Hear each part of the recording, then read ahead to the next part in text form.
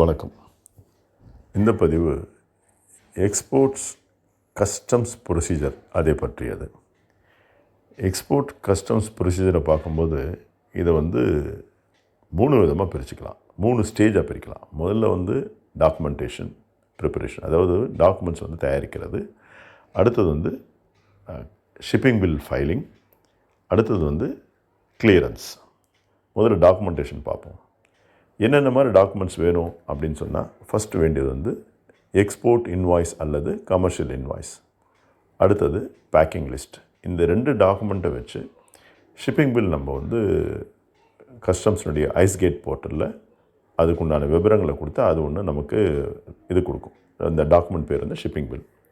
அதுக்கு அடுத்தது ஏரில் அனுப்புகிறோமோ சீல் அனுப்புகிறோமோ அதை பொறுத்து பில் ஆஃப் லேடிங்கோ ஏர்வே பில்லோ கிடைக்கும். இந்த ஷிப்பிங் பில் ஐஸ்கேட்டில் நம்ம ஃபைல் பண்ணுறோம் இல்லையா, அப்போது என்ன ஆகுதுனாக்கா அந்த பில்லினுடைய வேல்யூ அதை வச்சு அசஸ் பண்ணுவாங்க. இந்த பொருளுக்கு உண்டான வேல்யூ இதுதானா அப்படின்னு கஸ்டம்ஸில் ஒரு ப்ரொசீஜர் பேர் அசஸ்மெண்ட்.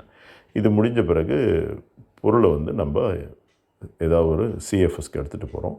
அதில் கஸ்டம்ஸ் எக்ஸாமினேஷன். இந்த எக்ஸாமினேஷன் அதாவது நம்ம கொடுத்த டாக்குமெண்ட், நம்ம கொண்டு போன பொருள் ரெண்டுமே சரியாக இருக்கணும்.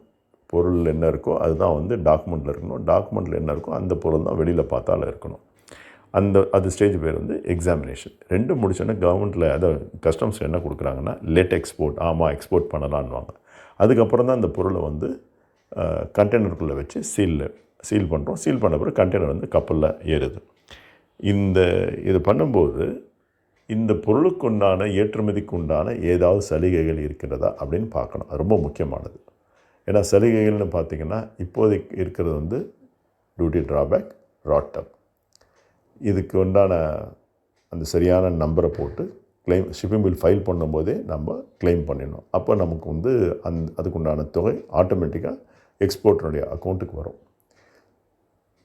சில நேரங்களில் இந்த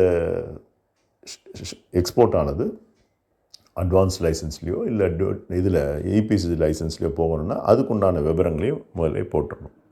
ஆக எந்த ஒரு இன்சென்டிவாக இருந்தாலும் எக்ஸ்போர்ட் பண்ணுறதுக்கு முன்னாடியே ஷிப்பிங் பில் ஃபைல் பண்ணும்போதே நம்ம கிளைம் பண்ணியிருந்தால் தான் நம்மளால் அது சரியான நேரத்தில் திருப்பி நம்ம கைக்கு சேரும். இது மிக மிக முக்கியமானது.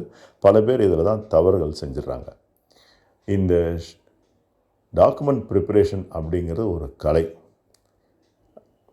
ஒரு ஆர்டர் வந்தோடனே ஆர்டர்லேருந்து என்னென்ன மாதிரி டாக்குமெண்ட் ப்ரிப்பேர் பண்ணணும் அப்படின்னு நம்ம ஒரு லிஸ்ட் எடுத்து அது தகுந்த மாதிரி எல்லா விவரமும் நமக்கு ஆன்லைன்லேயே இருக்குது. இதை பார்த்து நம்ம டாக்குமெண்ட் தயார் பண்ணலாம்.